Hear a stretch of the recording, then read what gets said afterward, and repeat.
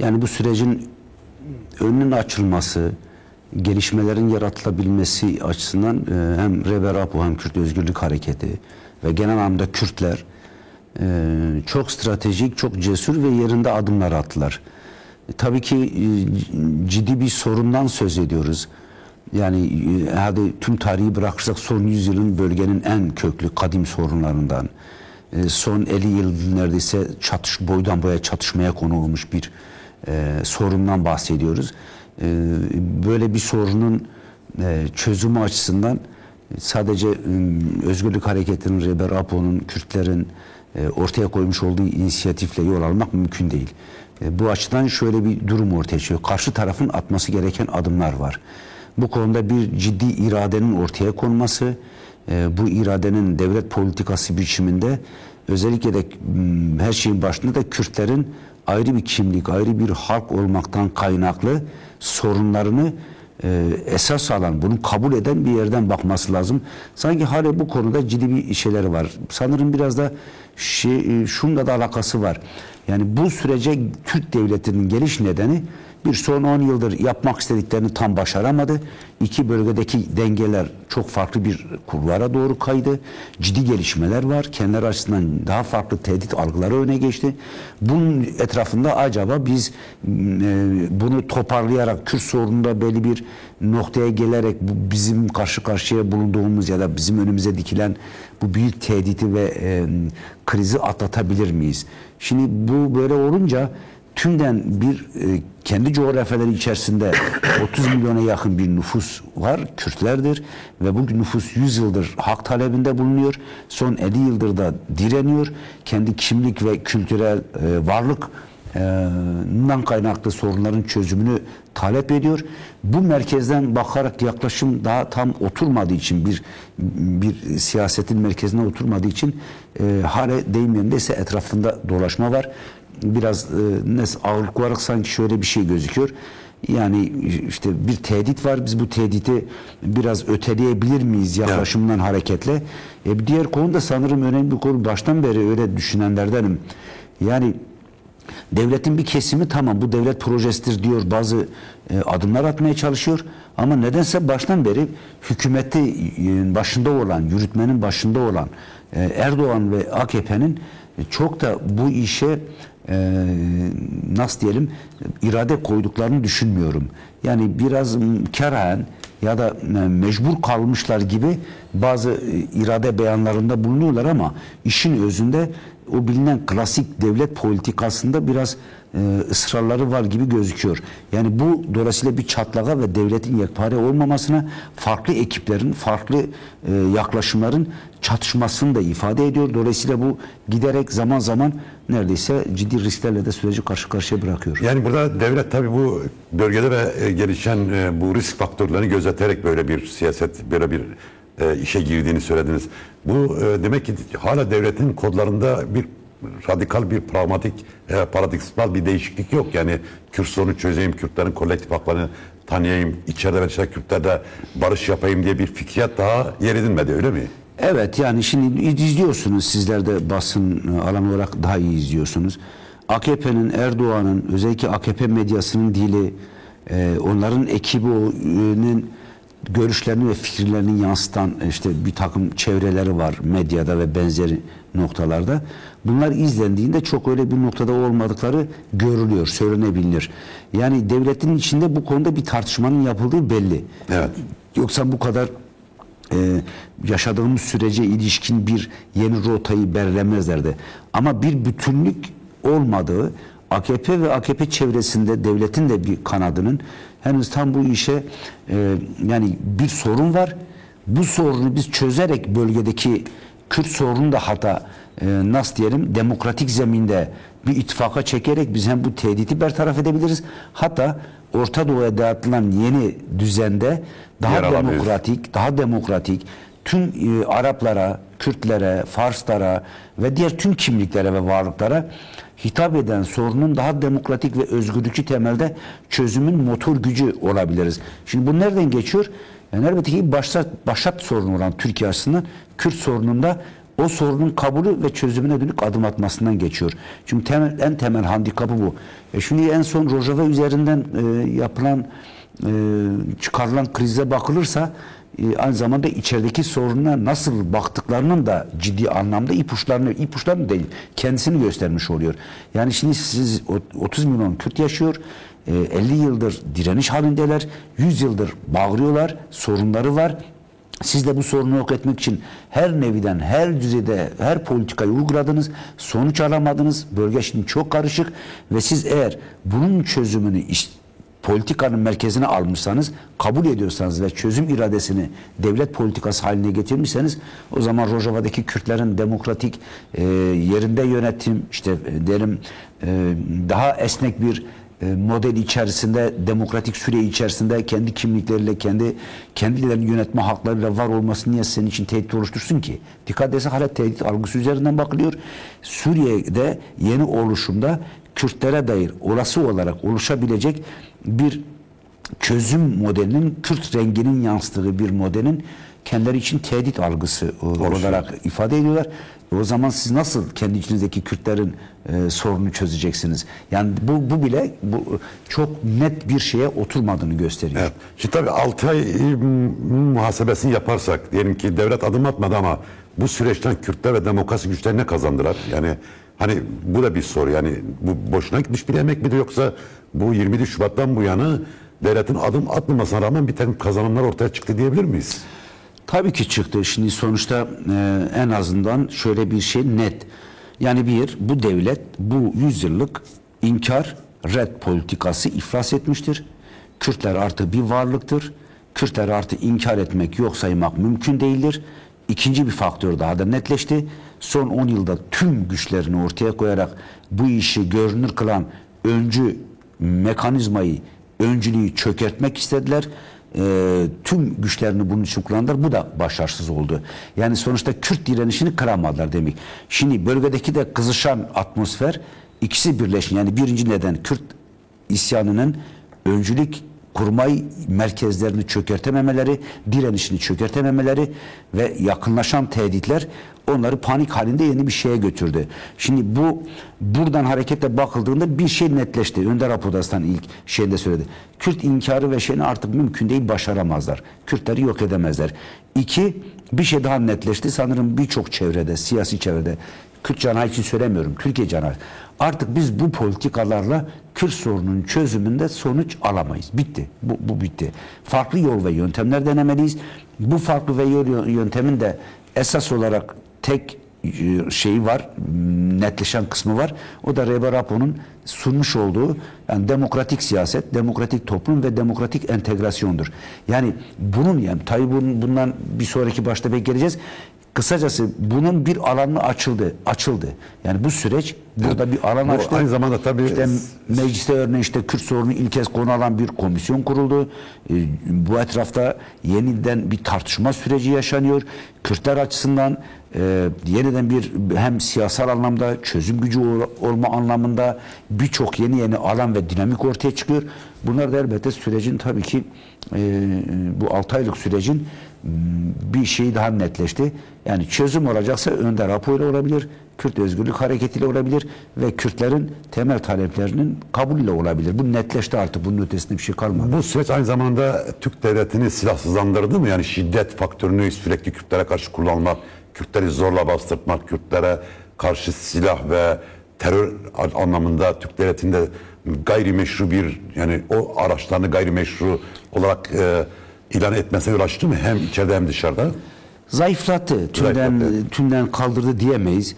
Yani çünkü bu argümanı hala sarılıyorlar.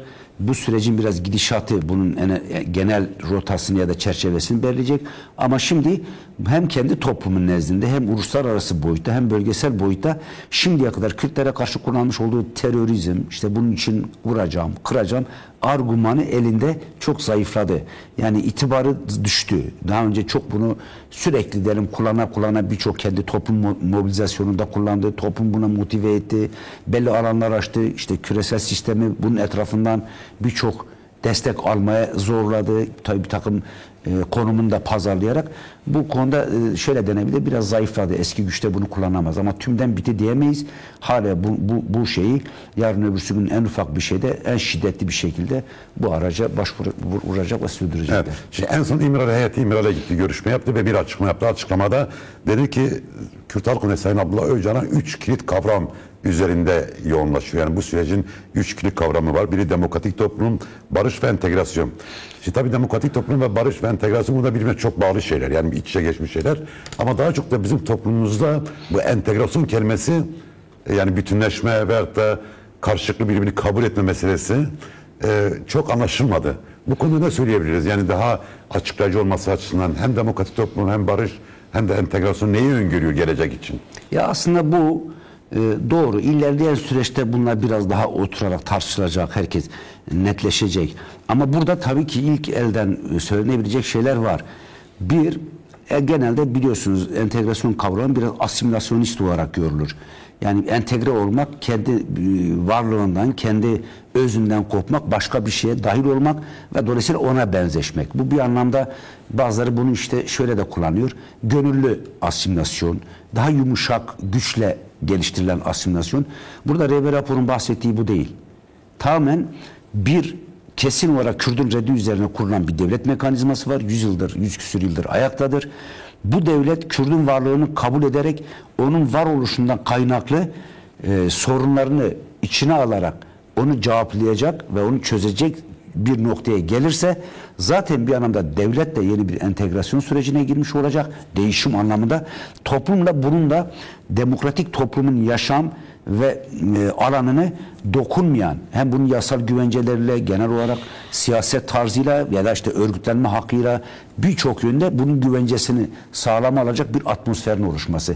Yani burada Kürtlerin Türkleşmesi, Kürtlerin kendi kimliksel, kültürel, tarihsel ve varoluşsal renklerinden ve diyelim dillerinden vazgeçmesi anlamına gelmiyor.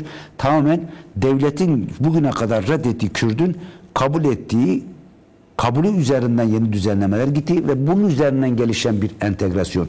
Zaten ayrı bir devlet kurma şeyinden baştan beri bir yaklaşım var. Rehber Rapor'un Özgürlük Hareketi'nin ve Kürtlerin.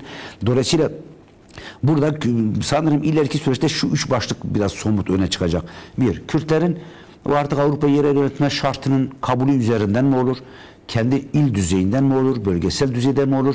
Hem kendi dillerini, kültürlerini, yaşamlarını ilgilendiren tüm konularını da bir demokratik toplum olarak kendi kendisini yönetme alanının açılması. O zaman Türk devletinin buna uygun yasal düzenleme yapması gerekiyor. Kürtlerin kolektif haklarının tanınacağı kesinlikle, bir... evet. Yani hatta şöyle deriz, yani biraz bu şunun üzerinden tartıştığı için hep böyle haklı olarak bir tereddüt şey yaratıyor. Zaten eğer bu süreç ilerlerse biz artık bu 100 yıllık devletle karşı karşıya olmayacağız. Bu devlete zaten çözüm olmaz.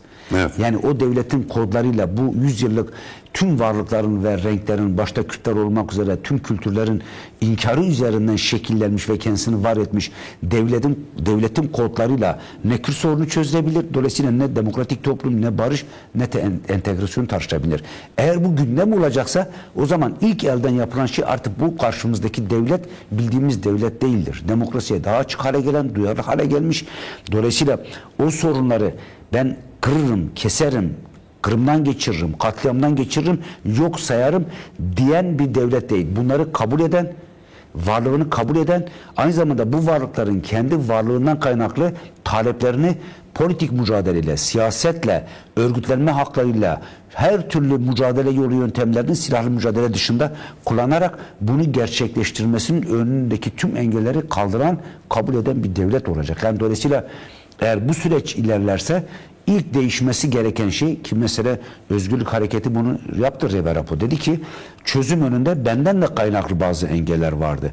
Ya da ben bu çözümü geliştirdiğimde benden kaynaklı olan gerilikler ya da eksiklikler bu çözümü zora sokabilir. Nedir? İşte PKK'nın o reel sosyalist etkiler, evet, devletçi etkiler, iktidarcı etkiler, bunları zaten son 20-25 yıldır Rehber Rapor çok yoğun tartışmalarla, düşünsel üretimlerle ve pratik müdahalelerle düzeltiyor. Dolayısıyla bu konuda bizden kaynaklı, yani kendisinden kaynaklı, Kürt cenahından kaynaklı yaşanabilecek olası şeyleri değiştiriyor, dönüştürüyor.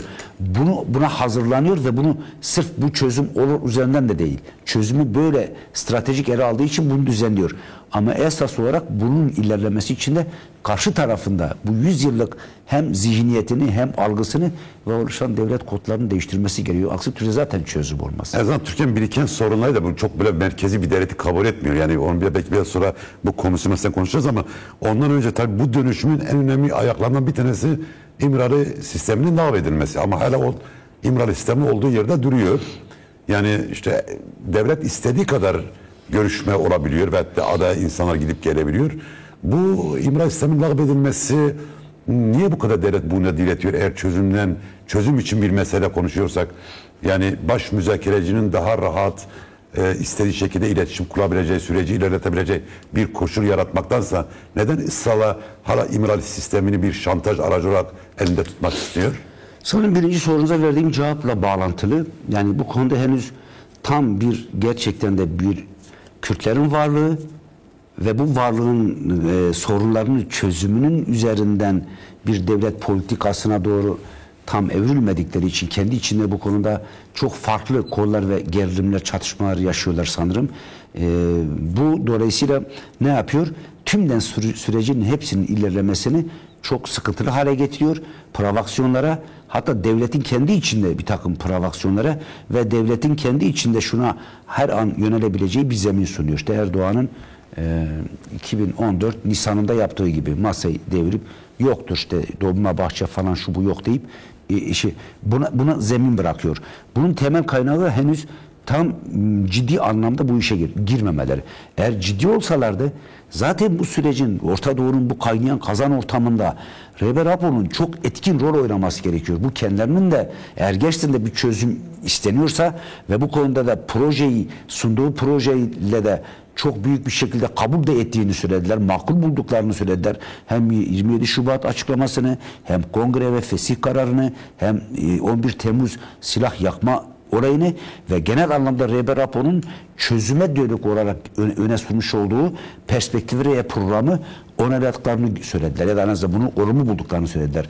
Böylesi bir durumda ve Orta Doğu'da kaynarken elbette İmralı'da böyle ayda bir ziyaretle, bir iki görüşmeyle Kürt sorunu gibi bir sorunu, Orta Doğu gibi bir kriz alanını siz hiçbir şey atamazsınız. Şimdi dolayısıyla bu konuda sanırım acaba ilk etapta öyle mi düşündüler? Öyle düşündülerse pratikleştirmeler lazım. Rehber Apo'nun günlük olarak bu sorunun içerisinde aktif siyaset yürütür hale gelmesi gerekiyor. Yoksa bu sorunun öyle İmralı'da dediğim gibi işte 15 günde bir, ayda bir heyet gelecek, bir şey yapacak. Hem risklidir hem bu sorun böyle çözüme de gitmez. Sizin de dediğiniz gibi şimdi hali hazırda ne diyeceğiz? Yani İmralı teşhis sistemi bitti diyemiyoruz.